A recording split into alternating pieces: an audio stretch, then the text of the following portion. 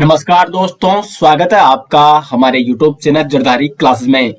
दोस्तों, हिंदी व्याकरण सीरीज का आज ये 11वां लेक्चर है और इस 11वें लेक्चर में आज हम यहाँ पे हिंदी के एक बहुत ही महत्वपूर्ण टॉपिक चर्चा करने वाले हैं, विशेषण व विशेषण के भेद। तो ये टॉपिक दोस्तों आज के लेक्चर में हम चर्चा करेंगे और अब तक के हिंदी व्याकरण के जितने भी दोस्तों यहाँ पे लेक्चर हो चुके हैं वो आपको कैसे लगे कमेंट बॉक्स में जरूर बताएं। और लगातार हम यहाँ पे हिंदी की सीरीज आपके लिए डेली यहाँ पे वीडियो लेके आ रहे हैं और 30 दिन का जो आपका कोर्स है इसमें आपको हिंदी व्याकरण आपके सिलेबस के अनुसार दोस्तों कंप्लीट कराना है। तो शुरू करते हैं दोस्तों आज का लेक्चर और साथ ही साथ इसके नोट्स आपको वीडियो के डिस्क्रिप्शन में लिंक दिया गया है, वहां से आप इसके नोट्स डाउनलोड कर सकते हैं।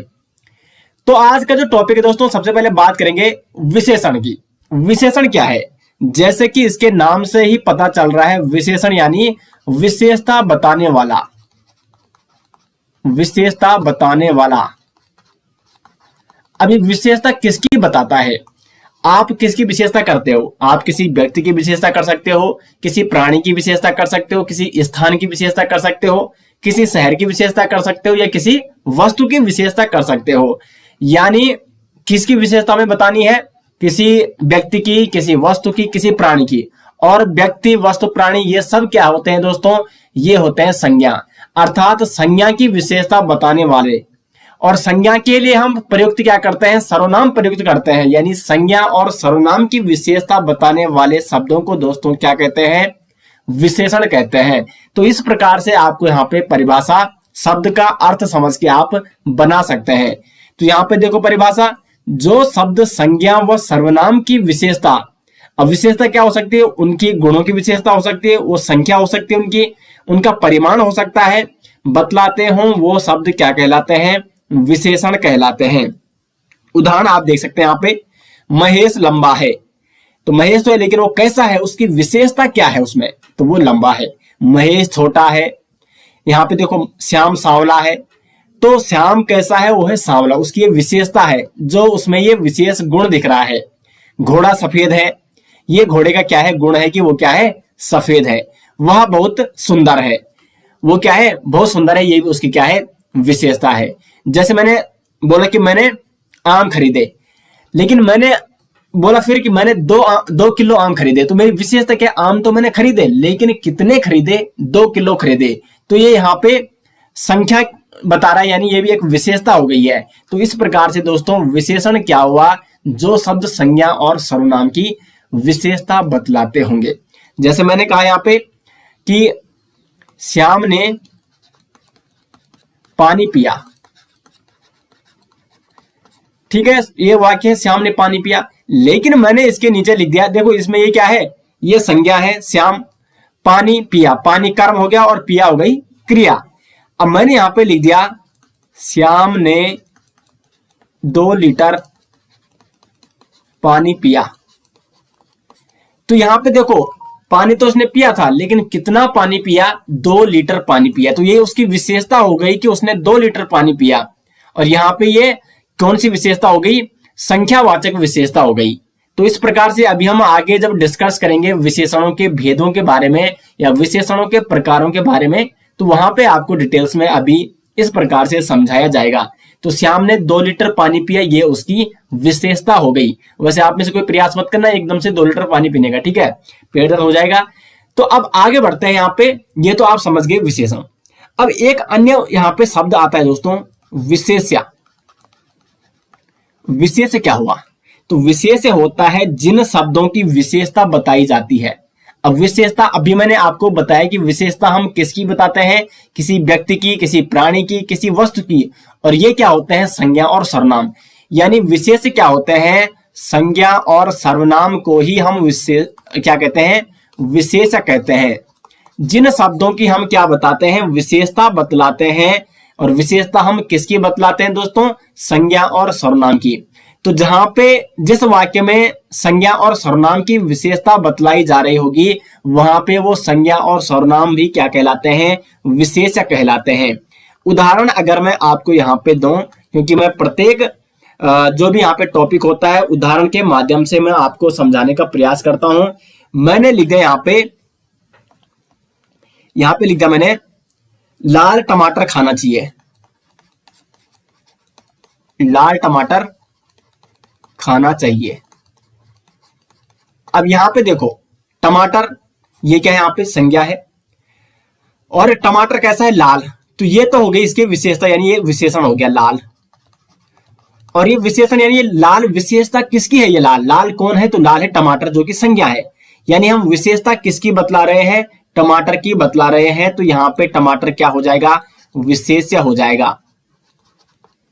उसी प्रकार से अगर आप इधर देखोगे, यहाँ पे लंबा क्या है, ये विशेषण है। जो मैंने यहाँ पे ब्लैक कर रखे हैं वो विशेषण है, लेकिन वो विशेषता किसकी है, वो है लंबा कौन है, महेश है। तो महेश यहाँ पे क्या है, विशेष है। महेश संज्ञा है और संज्ञा और सर्वनाम जिनकी विशेषता बतलाई जाती है उन्हें विशेष कहा जाता है। यहाँ पे श्याम विशेष है, यहाँ पे घोड़ा क्या है, विशेष है, यहाँ पे वह क्या है, विशेष है। अब एक और शब्द आता है दोस्तों, इसको थोड़ा मिटा देते हैं, इसको आप स्क्रीनशॉट भी इसका ले सकते हैं। वो शब्द है दोस्तों यहाँ पे प्रविशेषण। प्रविशेषण, अब ये प्रविशेषण क्या हुआ, तो देखो विशेषण तो संज्ञा और सर्वनाम की विशेषता बतलाते हैं, लेकिन कुछ शब्द ऐसे होते हैं जो विशेषण की भी विशेषता बतलाते हैं। तो ऐसे शब्द जो विशेषणों की विशेषता बतलाते हैं उन्हें कहा जाता है प्रविशेषण। जैसे मैं एक एग्जाम्पल, एक उदाहरण यहां पे लिख रहा हूं, मैंने लिखा गीता सुंदर है। तो यहां पे गीता क्या है, विशेष है, और इसका विशेषण क्या है, तो सुंदर। गीता कैसी है, सुंदर है, ये इसकी विशेषता हो गई। अब मैंने नीचे लिख दिया यहां पे गीता बहुत सुंदर है। गीता सुंदर तो है, लेकिन कैसी सुंदर है, बहुत सुंदर है। तो यहाँ पे जो बहुत शब्द है ये इस सुंदरता की क्या कर रहा है, विशेषता बतला रहा है। एक तो हो गया सुंदर, ठीक है, सुंदर है यानी नॉर्मल होगा, नॉर्मल सुंदर होगा। एक हो गया बहुत सुंदर, यानी वो सुंदरता की भी विशेषता बतला रहा है। और सुंदरता यहाँ पे क्या है, विशेषण है। और विशेषण की जो शब्द विशेषता बतलाते हैं उन शब्दों को कहा जाता है दोस्तों प्रविशेषण। यानी यहाँ पे जो बहुत शब्द है वो क्या हो गया है, प्रविशेषण हो गया है। अब यहाँ पे भी आप इस एग्जाम्पल से भी समझ सकते हैं। यहाँ पे देखो वह बहुत सुंदर है, वह यहाँ पे विशेष्य हो गया जिसकी विशेषता बतलाई जाती है। इसका विशेषण क्या है, वो है सुंदर। और सुंदर वो कैसा है, बहुत सुंदर है। तो सुंदरता की भी विशेषता कौन बतला रहा है, ये बहुत शब्द बतला रहा है, यानी बहुत क्या हो जाएगा, प्रविशेषण हो जाएगा। तो इस प्रकार से दोस्तों आप यहाँ पे उदाहरण के माध्यम से समझ सकते हैं। एक और उदाहरण दोस्तों मैं यहाँ पे लिख रहा हूं और इसमें आपको क्या पहचानना है, इसमें आपको विशेष या विशेषण और प्रविशेषण पहचानना है। मैंने लिखा यहाँ पे रमेश बहुत होशियार है। तो इसमें आपको बताना है कि विशेषण कौन सा है, विशेषण कौन सा है और इसमें प्रविशेषण कौन सा है, ये आपको बताना है। तो नीचे दोस्तों कमेंट बॉक्स में ये बताएं कि रमेश बहुत होशियार है, इसमें विशेष क्या है, विशेषण क्या है और प्रविशेषण क्या है। अब हम आगे बढ़ते हैं और बात करते हैं विशेषण के भेद। तो विशेषण के भेदों से या विशेषण के प्रकारों से बहुत अच्छे अच्छे प्रश्न बनते हैं। और दोस्तों मैं यहाँ पे हर टॉपिक इतना कॉन्सेप्ट वाइज आपको समझाने का प्रयास करता हूं कि उसको पढ़ने के बाद में आपको जरूरत ना हो। और हाँ, ये मैं हमेशा आपको कहता हूं कि एमसीक्यू आप जरूर प्रैक्टिस करें और रिवीजन लगातार करते रहें। अगर आपके पढ़ाई में कंटिन्यूटी नहीं है तो कितना भी आप पढ़ लें, आप 2 दिन पढ़ते हो फिर पढ़ाई छोड़ देते हो, तो आप दोस्तों आपकी सफलता आपसे दूर चलती जाएगी। तो इसलिए लगातार कंटिन्यू रखें पढ़ाई। और इसलिए हम भी लगातार यहाँ पे आपके लिए इतनी मेहनत करते हैं। कंटिन्यू आपके लिए लगभग 2 वीडियो आजकल आ रही है, मॉर्निंग में भी आ रही है और शाम को भी कोई ना कोई वीडियो आपके लिए जरूर यहाँ पे हम ला रहे हैं। और साथ ही साथ अगर आपको हिंदी की प्रैक्टिस अधिक से अधिक करनी है तो जो हमारी हिंदी की ई बुक है डिटेल्स का पीडीएफ विद प्रत्येक चैप्टर के उसमें एमसीक्यू दिए गए हैं, लिंक आपको वीडियो के डिस्क्रिप्शन में मिल जाएगा, वहां से आप उसको डाउनलोड कर सकते हैं। तो बात करते हैं विशेषण के भेदों की। तो सबसे पहला भेद आता है गुणवाचक, गुणवाचक विशेषण। अब गुणवाचक विशेषण नाम से ही लग रहा है कि इसमें गुण होगा, तो गुणों की विशेषता होगी उसमें।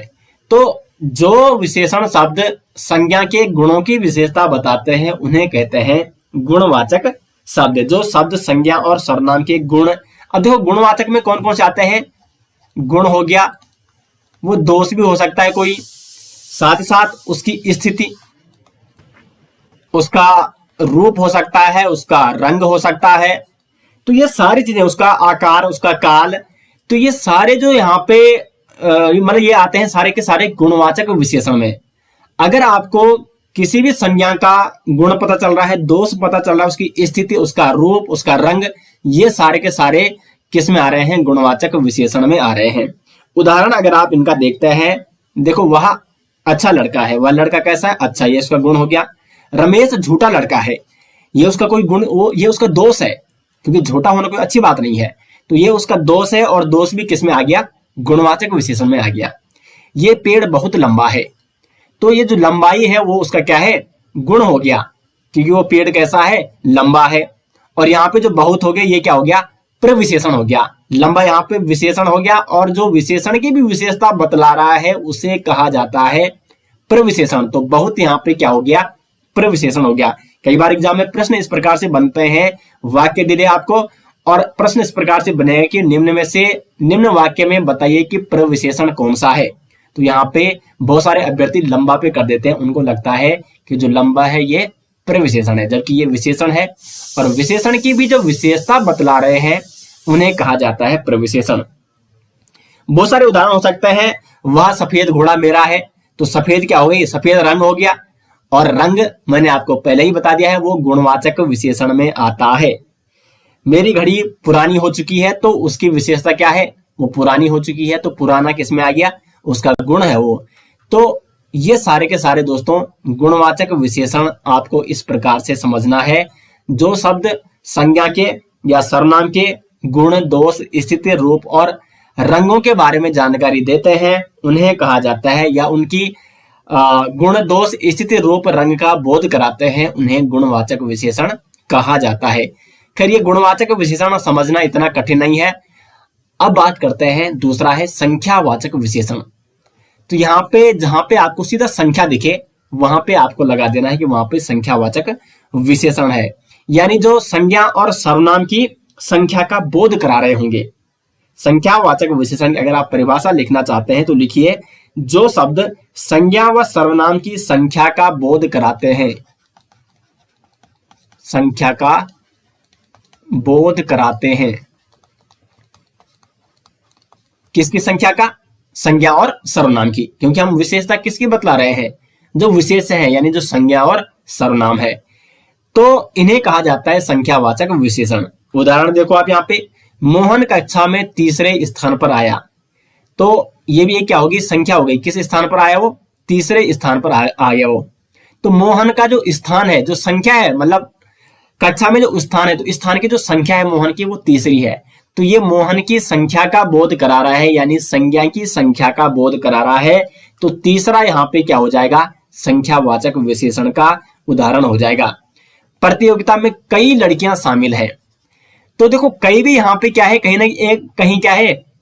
वो एक संख्यावाचक विशेषण है। अब ये कई संख्यावाचक विशेषण कैसे है? क्योंकि देखो कई का मतलब ये है कि उनकी कुछ संख्या तो है, लेकिन हमें उन संख्या के बारे में जानकारी नहीं है, हमने वो गिन नहीं रखी है, इसलिए हम कह देते हैं कई बार। जैसे हमने कटोरी में कुछ आम रखे हैं, हमने बोला इसमें कुछ आम है, लेकिन हम मतलब बताने में हम संख्या चाह रहे हैं, लेकिन हमने वो संख्या गिनी नहीं है। अब जो इस प्रकार के संख्यावाचक विशेषण होते हैं, क्योंकि संख्यावाचक विशेषण की भी दोस्तों क्या होते हैं? कई प्रकार होते हैं। एक होते हैं निश्चित संख्यावाचक, तो जैसे यहाँ पे तीसरा है, ये हमें पता है कि मोहन का स्थान कौन सा है? 1 2 3, यानी ये तीसरा वाला है, तो ये तो निश्चित संख्यावाचक के अंतर्गत आएगा।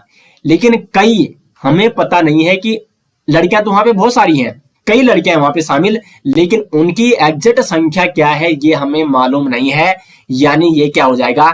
अनिश्चित वाचक संख्यावाचक विशेषण हो जाएगा, अनिश्चित संख्यावाचक विशेषण। खैर, अभी हम संख्यावाचक विशेषण के भी आगे प्रकार पढ़ने वाले हैं, क्योंकि बहुत सारे प्रकार हैं संख्यावाचक विशेषण के। तो यहां तक आप समझ गए, कोई दिक्कत दोस्तों आपको यहां तक नहीं है? तो बढ़ते हैं फिर आगे। 4 व्यक्ति आ रहे हैं, देखो व्यक्ति तो आ रहे हैं, लेकिन वो कितने हैं? तो 4 हैं, तो 4 उनकी क्या हो गई? विशेषता हो गई। और वो किस प्रकार की विशेषता है? क्योंकि उनको हम क्या कर सकते हैं? गिन सकते हैं।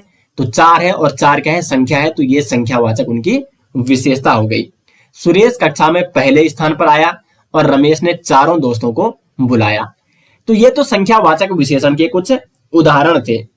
अब आगे देखो आप, संख्यावाचक विशेषणों के भी कुछ प्रकार होते हैं। कौन कौन से वो प्रकार हैं? तो एक तो हो गया निश्चित संख्यावाचक, जिसमें हमें संख्या का निश्चित पता चल जाता है। जैसे मैंने कहा वहां पे 2 लड़कियां शामिल है, रमेश ने 4 आम खाए। अब जैसे मैंने यहाँ पे दूसरा उदाहरण दे दिया, श्याम ने कई आम खाए। अब कई का मतलब मुझे पता नहीं है कितने आम खाए, लेकिन है तो कुछ ना कुछ संख्या तो होगी जरूर। लेकिन मैंने वहां पे कौन सा शब्द इस्तेमाल किया? कई। यानी यहाँ पे मेरा कहने का मतलब क्या है कि मुझे वो संख्या मालूम नहीं है, तो इसलिए ये अनिश्चित संख्यावाचक के अंतर्गत आता है। तो खैर पहले हम यहाँ पे इसको मिटा देते हैं और पहले हम बात करेंगे निश्चित संख्यावाचक विशेषणों की। तो निश्चित संख्यावाचक विशेषण के अंतर्गत यहाँ पे आते हैं पूर्णांक संख्यावाचक विशेषण। पूर्णांक संख्यावाचक विशेषण कौन होते हैं? जैसे 1, 2, 3, 4 मतलब जो पूर्ण संख्याएं हैं। जैसे मैंने कहा रमेश ने 1 आम खाया, श्याम ने 2 सेब खाए। तो हमें पूर्ण संख्या का पता चल रहा है, एग्जैक्ट हमें पता चल रहा है कि उन्होंने कितने आम खाए। तो ये उनकी विशेषता है कि उन्होंने 2 आम खाए और संज्ञा की संख्या का हमें पता चल रहा है। तो कुल मिला के यहाँ पे बोलने का मतलब ये है दोस्तों कि ये पूर्णांक है, इससे हमें पूर्ण संख्या पता चलती है। 1, 2 हमें फिक्स पता है, तो ये पूर्णांक संख्यावाचक विशेषण हो गए। अपूर्णांक संख्यावाचक विशेषण की अगर बात करें तो जैसे आधा हो गया और 2.5 हो गया, तो ये क्या हो गए? ये अपूर्णांक हो गए। पूर्ण कौन होते हैं? 1, 2, 3, 4, 5 ये पूर्ण हो गए, और ये अपूर्णांक आधा और 2.5। श्याम ने आधा सेब खाया, मेरे पास 2.5 रुपए है।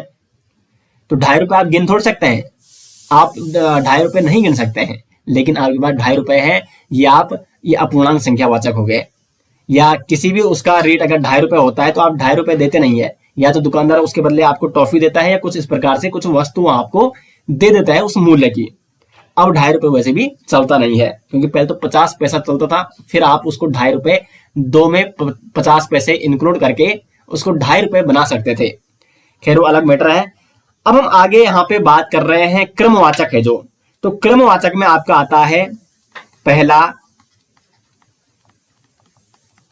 दूसरा, तीसरा, चौथा, इस प्रकार से। वो पहले स्थान पर है, वो दूसरे स्थान पर है, तो ये क्रमवाचक हो गया।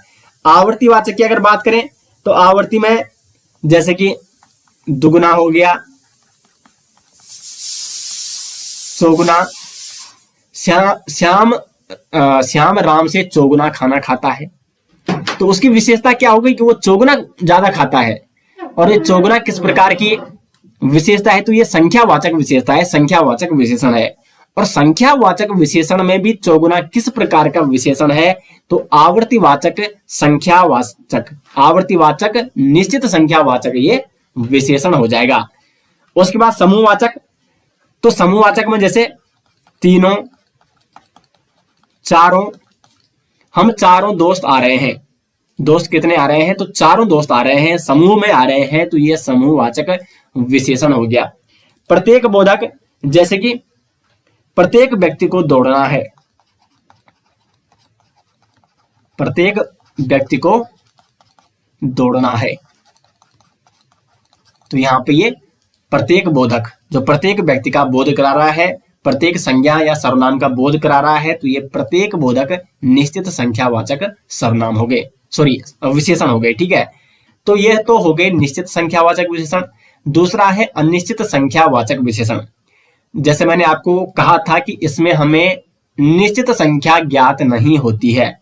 जैसे कुछ व्यक्ति खा रहे हैं, कुछ व्यक्ति आ रहे हैं, या कुछ व्यक्ति खा रहे हैं, कुछ व्यक्ति खेल रहे हैं, हमें निश्चित पता नहीं है कि कितने व्यक्ति आ रहे हैं, कितने व्यक्ति खेल रहे हैं, तो इसलिए यहाँ पे हो जाएगा कुछ, क्या हो जाएगा? अनिश्चित संख्यावाचक विशेषण हो जाएगा। सारे बच्चे स्कूल जा रहे हैं, कितने बच्चे जा रहे हैं? सारे बच्चे जा रहे हैं, लेकिन उनकी संख्या हमें ज्ञात नहीं है। तो जहां पे हमें निश्चित संख्या ज्ञात नहीं होगी वहां पे इस प्रकार के शब्द आपको देखने को मिलेंगे, कुछ, सारे, अनेक, असंख्या, और इन्हें कहा जाएगा अनिश्चित वाचक, अनिश्चित संख्यावाचक विशेषण। तो ये तो संख्यावाचक विशेषण के प्रकार थे। तो हमने विशेषण के 2 प्रकारों के बारे में अभी तक चर्चा की। और आगे हम बात करते हैं तीसरा जो विशेषण का प्रकार है वो है परिमाण बोधक विशेषण।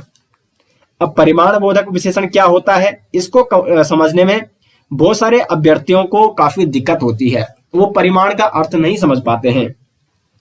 तो परिमाण का अर्थ आपको ये लगाना है मात्रा।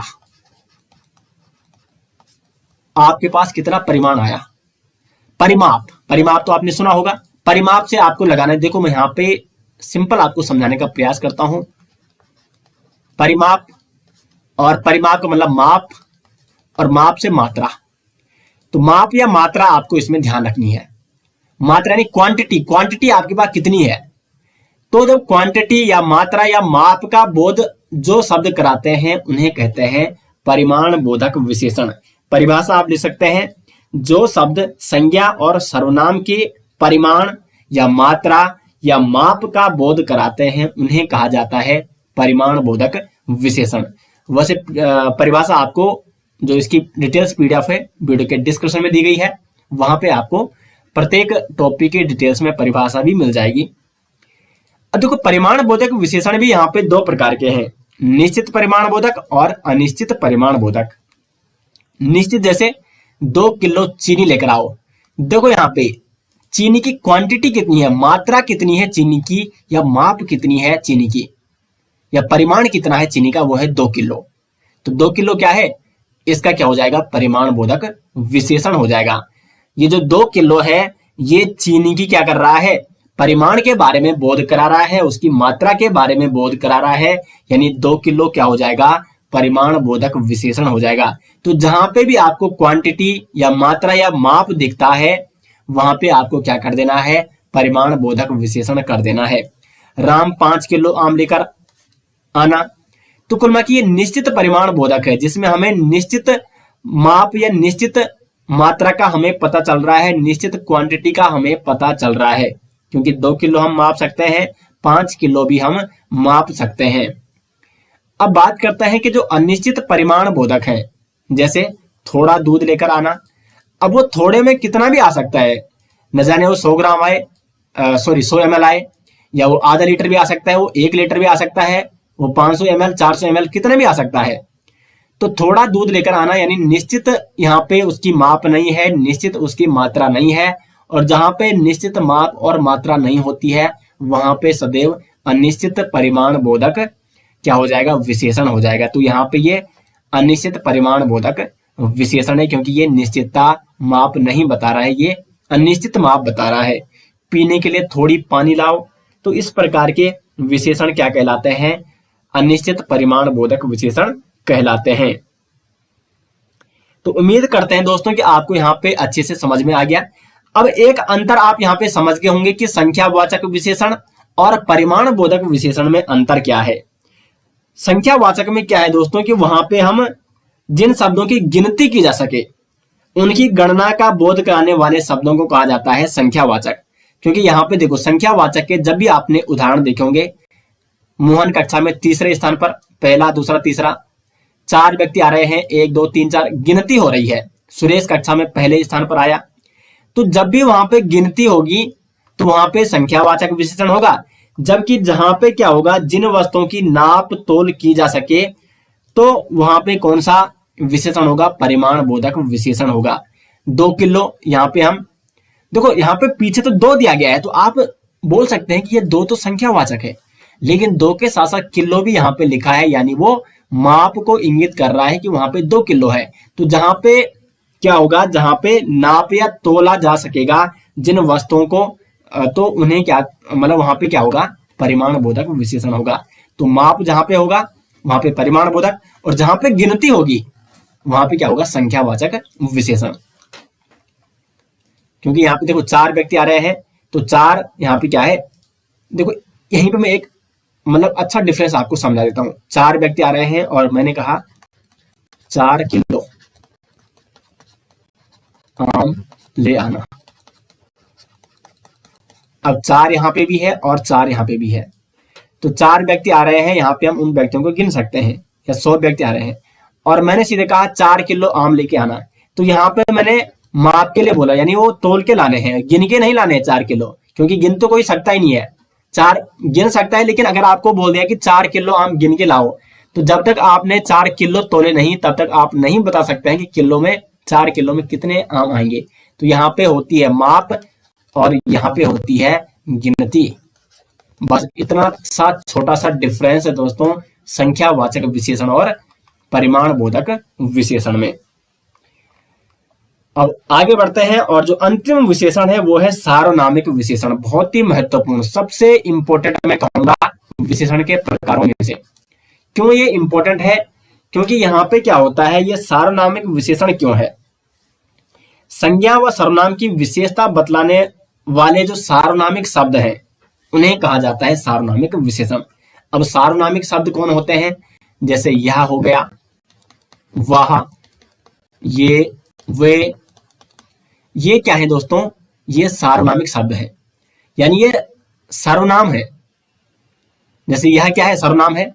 राम आ रहा है या वह आ रहा है, राम की जगह हम वह का प्रयोग करते हैं। तो संज्ञा के स्थान पर जिन शब्दों का प्रयोग होता है उन्हें सर्वनाम कहते हैं। ये मैंने आपको पिछले लेक्चर में, इसलिए पहले ही मैं उनको पढ़ा चुका हूं आपको सर्वनाम को। और वहां पे भी मैंने यहाँ पे सार्वनामिक विशेषण के बारे में वहां पे थोड़ा सा मैंने चर्चा वहां पे जरूर की थी। तो यह, वह, वे, ये शब्द क्या होते हैं? सार्वनामिक होते हैं। लेकिन कई बार यही शब्द संज्ञा की विशेषता बताते हैं, तो इसलिए इन शब्दों को कहा जाता है सार्वनामिक विशेषण शब्द। क्योंकि ये सर्वनाम तो है ही और साथ ही साथ ये विशेषण का काम भी कर रहे हैं, तो इसलिए इनको सार्वनामिक विशेषण कहा जाता है।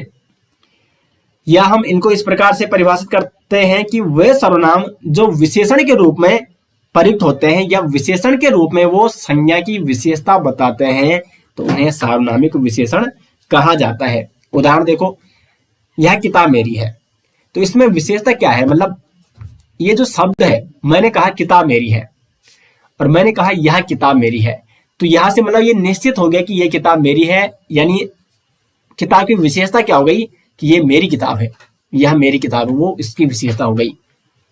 वह घर गीता का है, कोई व्यक्ति रो रहा है और वह कौन आदमी आ रहा है।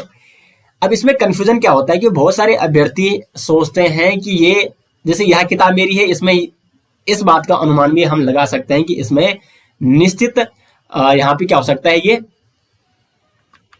इसमें निश्चयवाचक सर्वनाम भी हो सकता है। लेकिन मैंने वहां पे आपको एक अंतर बताया था और वो अंतर ये है, यहाँ पे मैं लिख के आपको दे रहा हूं कि जिस संज्ञा की ओर हम इशारा किया जा रहा है, यदि उस संज्ञा से पहले सर्वनाम आ जाए तो उस सर्वनाम को क्या कहेंगे? सार्वनामिक विशेषण कहेंगे।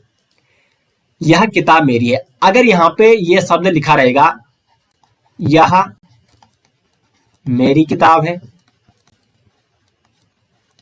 और एक शब्द है यह किताब मेरी है, दोनों का अर्थ एक ही है, लेकिन मैंने यहां पे बीच में मेरी लिख दिया और यहां पे किताब के बाद मेरी है, तो संज्ञा यहाँ पे कौन है? किताब है, यह मेरी किताब है। मतलब इशारा हम किसकी ओर कर रहे हैं? किताब की ओर कर रहे हैं। कि जैसे आपने टेबल पे एक किताब है आपकी और आप अपने दोस्त को बोल रहे हो कि यह मेरी किताब है, तो आप इशारा किसकी ओर कर रहे हैं? किताब की ओर। यानी यह का प्रयोग आप किताब के लिए कर रहे हैं और किताब यहाँ पे संज्ञा है। तो जब भी जिस संज्ञा की ओर आप इशारा कर रहे हैं उस संज्ञा के ठीक पहले सार्वनामिक शब्द आता है, सर्वनाम आता है, तो वहां पे वो सार्वनामिक शब्द क्या कहलाएगा? सार्वनामिक विशेषण कहलाएगा। लेकिन अगर वो उसके ठीक पहले नहीं आता है तो तब उसे क्या कहते हैं? निश्चयवाचक विशेषण कहेंगे। ठीक है, तो यहां पे देखो ये संज्ञा के ठीक पहले नहीं है और यहां पे ये संज्ञा के ठीक पहले है। तो जब भी क्या होगा दोस्तों, जब कोई सर्वनाम शब्द संज्ञा शब्द से पहले आकर उसकी विशेषता बताता है तो उसे सार्वनामिक विशेषण कहते हैं। तो कुल मिला के आप ये अपने दिमाग में बिठा लीजिए कि जब भी सर्वनाम जो शब्द होता है वो संज्ञा के ठीक पहले प्रयोग होगा तो वो हमेशा वो सर्वनाम शब्द क्या कहलाएगा? सार्वनामिक विशेषण कहलाएगा। जैसे किताब से पहले यहाँ का प्रयोग हो रखा है, यहाँ पे क्या है? सार्वनामिक विशेषण है।